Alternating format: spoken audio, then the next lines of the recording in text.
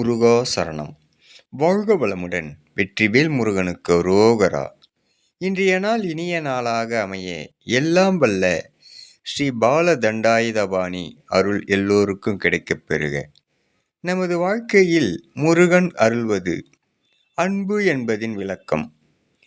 அண்ட சராசரத்தில் அதாவது பிரபஞ்சத்தில் இன்புற்று அதாவது எல்லா உயிர்களிடத்திலும் இன்புற்று இருப்பது மற்றும் எந்த ஒரு செயலையும் புரிந்து நடப்பது, புரிந்து செயலாற்றுவதே இந்த நிலைதான் இறைவன் விரும்புகிறார்.